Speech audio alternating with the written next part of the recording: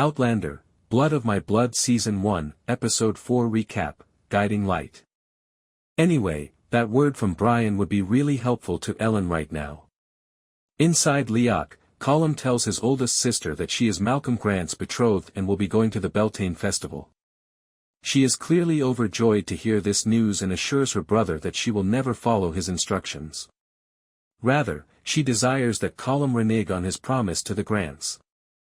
What more could he want from a merger between their clans than the Mackenzie lairdship, which he already has? However, Callum believes that breaking the deal is a rather effective means to have his sister killed. It appears that when a betrothal is broken, the Grants have a history of seeking revenge. The adage, all's fair in love and war, appears to be taken literally by them. However, Callum's insistence that Ellen consummate the marriage is not solely motivated by dread. After acquiring Red Jacob's ledgers, Callum has found that the Mackenzie family's finances are running low. They only had a few weeks left to avoid poverty. The Grants' wealth is clearly a lifeboat during a storm. Callum attempts to portray the situation as a chance for his sister. Ellen can act as a mole in Castle Grant, keeping her brothers informed of events in Clan Grant. However, Ellen is astute enough to recognize this flimsy proposition. She reminds Callum, you sell a woman to another clan, you sell her completely, body and soul. And her loyalty is gone with it.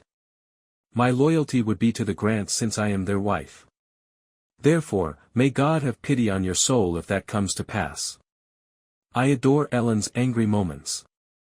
Of course, though, she is also correct. Callum is unaware of the sacrifices he must make for his sister.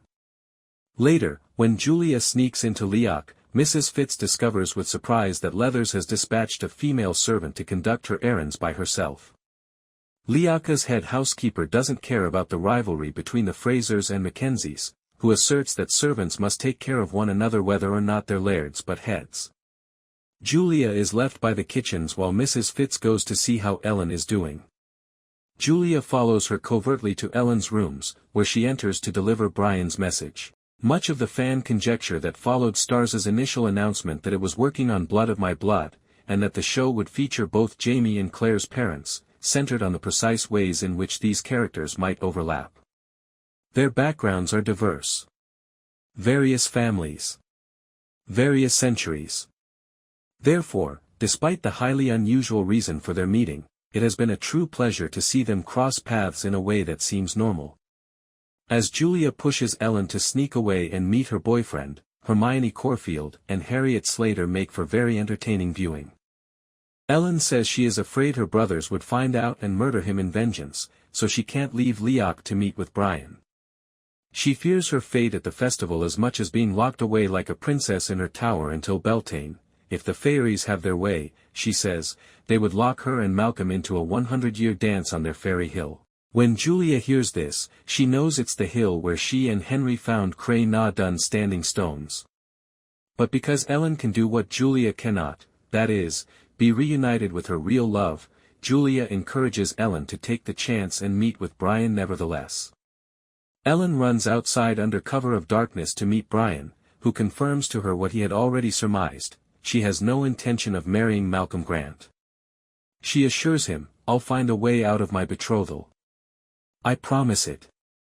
We will, he says. After agreeing to meet at Beltane, Dougal crosses the ridge and inquires about his sister's late-night wanderings just as Brian and Julia are fleeing back to Leathers.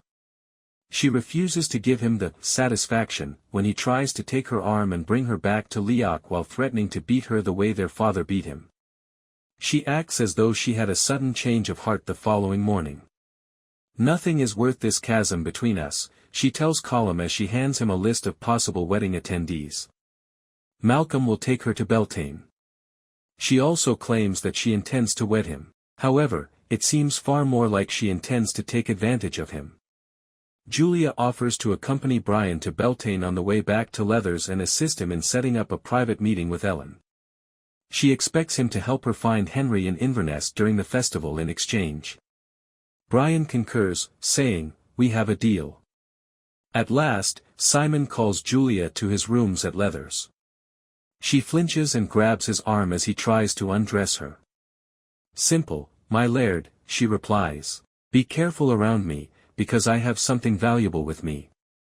The Laird of Castle Leathers discovers she is about to give birth to what he thinks is his child when she puts his hand in her stomach and touches the life inside.